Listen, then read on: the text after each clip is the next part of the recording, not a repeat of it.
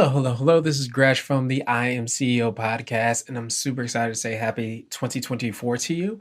Like I've been mentioning over the last few episodes, we've been kind of drilling down on where we've gone, where we are now, and where we're planning to go with these podcasts on these special episodes to kind of drive home and kind of ease us out into 2023 and welcome us into 2024. Like I mentioned on all these episodes, we took some time away to really lean on the things that we thought could be really effective for CEOs, entrepreneurs, and business owners. And we try to kind of recalibrate and see what that looked like. And I took an entire year, and we took an entire year as a team to try to figure out exactly what that would be. But just want to give a shout out to Mercy, to Jasper, to Dave, just because without having a team, it's really hard to kind of do some of the awesome things that we've done, but things that we're even going to continue to do. So I think us as a team, we're really looking forward to hopefully providing more and more valuable content to you as CEOs, entrepreneurs, and business owners. And we really started to focus on the builders, the people that are looking to try to build and go to a next level, that might be within their first couple years in business or in looking to try to take that next step, or even before the first couple years in business at that. But what I wanted to do in this first half of the recording, this is going to be split into two, is focus a little bit more on the things that I learned from pausing and how that's going to benefit us kind of moving forward into this this next year, and I think even beyond. So the very first thing is that you can actually work strategically, but sometimes you're so close to the things that you're doing, you might have to take a step back for that to happen. Even on a daily podcast, I go back to number 12, which is one of our business pillars, which is that the systems will set you free. And I'll probably hammer home this one over and over again, which is number 16, which is that it sometimes takes time to create space in order to move forward. You have to go away from the things that you're doing on a regular basis sometimes to create that momentum. So for us to think strategically on how we can leverage our superpower and create more and more content, it required that pausing. Honestly, I think that we were kind of in a very somewhat good flow, but I felt like we didn't necessarily have that direction as much as I would have hoped. So amongst me, talking about some other things that happened a little bit later on, personally, it was important for me to say, okay, we've reached this number. This number is personal to me, just because that's the reason that we have Blue 16 Media. So 1600, while it isn't 16, it's 1600. It still is something that I felt was important. And the fact that it happened literally at the end of the year made me say, okay, maybe this is just the time that I do take that pause and really look at where we are going to go. And I think when I came back to the podcast and I really thought, how can we be effective, efficient, and be very strategic with the type of content that we're creating? So that's one of the reasons we're 75 or even 60 to 90 days ahead of the podcast going live. And it's something that I think creates a little bit more levity for us as a team because we have that kind of built-in time to be able to be, more effective with the things that we're doing. But I think it's been absolutely huge to be able to think strategically, if I was going to continue to improve the podcast, how would I do that? And how would I do that for myself, but also for the guests and also the people that are on the team so that we could make the best possible product, best possible podcast, the best possible conversation. And that's really what went into the things that we're doing. So that's one of the big things that I thought about from a podcast perspective, having, gone through the journey of doing 1600 episodes, doing it over 5 or 6 years, it makes you say, okay, what and how would I approach this differently? And you do things differently than you would have in the very beginning of the podcast. I felt like I have a little bit more control over how the episodes are going to flow and how they're going to go.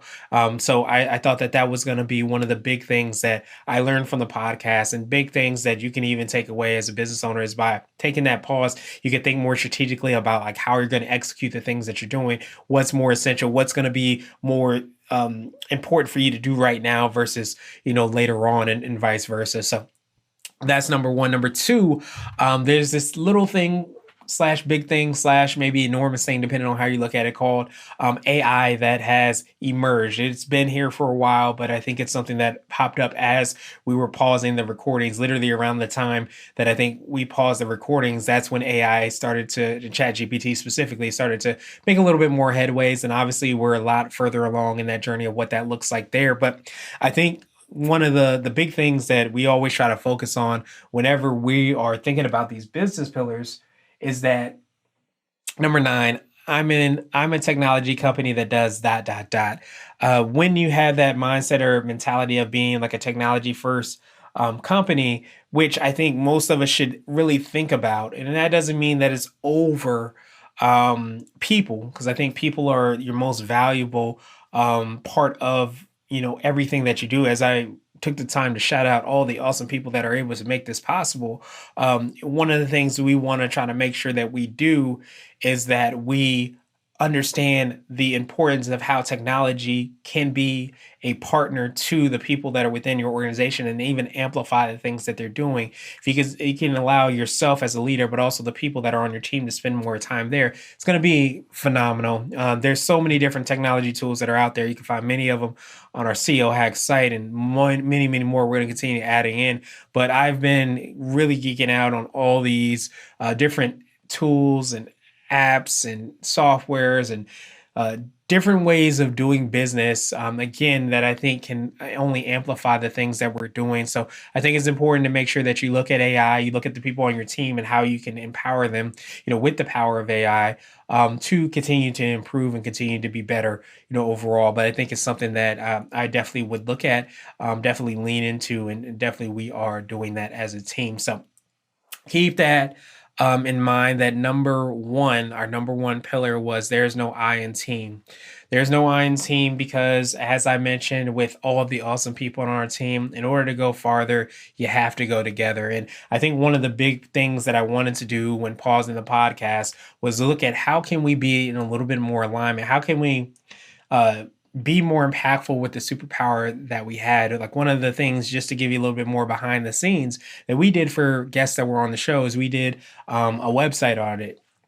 The reason that we did the website audit is because we had a digital marketing company that was powering everything that we were doing. But as this has shifted and changed, not so much the digital marketing or the fact that we're doing web design and web support, mostly support and maintenance more than anything else, but it also has changed and evolved as far as like what our primary goal is.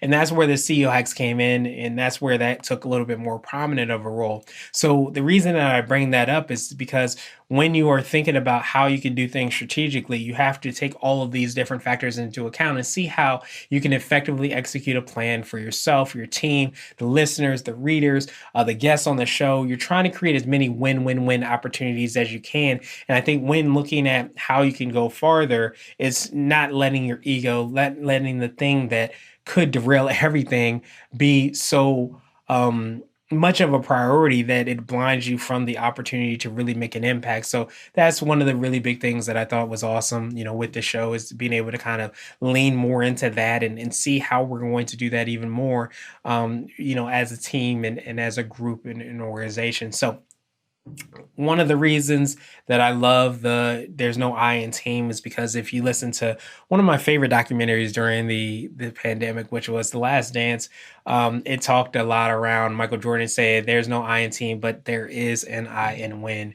And the reason that that became prominent was largely because of the pandemic, but I think even before that, I was definitely somebody who has to remind myself over and over again that you have to put your oxygen mask on first. And you don't put your oxygen mask on first because you're selfish. You put your oxygen mask on first because it allows you to be more impactful and effective. So taking time out was really a way that we were able to move forward. But one of the big reasons, if you don't know, is I actually got married while while I was recording these interviews, and as I started to ease into a different part of my life, it was an opportunity for me to say, okay, personally, I also maybe need to pause just so that I can build the foundation I want to have even within my marriage, and now being a bonus dad. So all these things were happening, very quickly, moving, being a bonus dad, having a wife,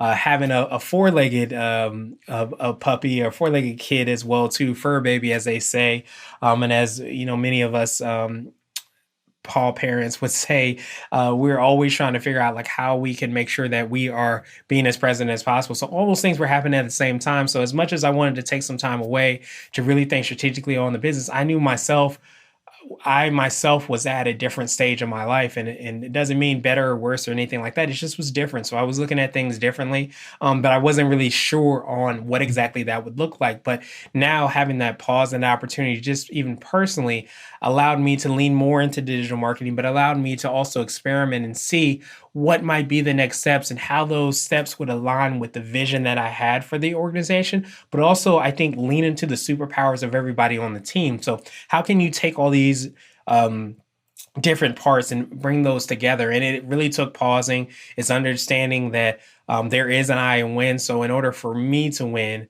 how can I basically help myself to win, help to improve myself so that all us on the team can win as a whole. So that took a lot of time, and I think that it's an ongoing kind of journey, an ongoing kind of battle. But that was one of the really big things that we wanted to focus on, with the podcast. And one of the things I learned from pausing is that it is literally okay to pause, and not even just okay, it's necessary to pause. So make sure that you are taking care of yourself. And that's one of the things that I want to continue to kind of hammer home with the team, but also continue to kind of hammer home probably even more so than anything else with myself.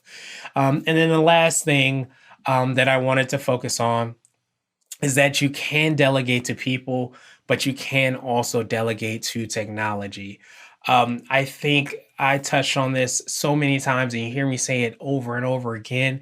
It's not people or technology, it's people and technology. It's technology and people. It's how these two um, really valuable opportunities and valuable resources and can come together to really do some awesome things. I don't think the technology, especially as I was talking about AI, is necessarily all the way there. And I would probably argue I don't think it's necessarily always going to be all the way there. And I think if you really have people in their superpowers and they are able to really execute on the things that they do better than anybody else, they're a world class at X, whatever that is. Not to say that technology can't improve or amplify that, but I think there's a certain amount of creativity or a certain amount of things that are opportunities that I think the individual has a little bit more of a pulse on. So I really want to, as a leader, make sure that we are leaning into these CEO hacks. We are leaning into the things that I'm going to touch on in part two. But I also want to make sure that we don't forget about the human part of business. And that's number 14. Don't forget about the human part of business. If we forget about the human part of business, we're forgetting about why we're doing all the things that we're doing. And I mean that from people that are literally on your team that are around you, but also your clients and customers, your investors. Like, just asking people, how they're doing. Just kind of brings up that quote of people don't care how much you know till they know how much you care. So as we lean more into these CEO hacks, we're not leaning into the CEO hacks so that we can ignore the people part. We're actually leaning into this so that I feel like we can amplify the people part. We can be more effective and efficient. We can do more things along with technology or even managing or delegating to technology. So of course, don't forget you can delegate to people, but I think one of the things that we're seeing with all this growth in technology is that we're also going to definitely delegate to technology as well too, and see what things that we can kind of do together to really make the biggest impact that we can. So like I mentioned, we're going to lean a lot more into CEO hacks. So look forward to that being in this part two of the podcast. But again, I want to wish you a happy 2024. I don't know even if in this recording I've already said 2023, but either way, I look forward to the challenge of seeing how long it will take me not to say it when we actually get into the new year. So have a phenomenal day. Have a phenomenal start to the new year. Have a phenomenal 2024 and beyond. And we'll talk with you soon.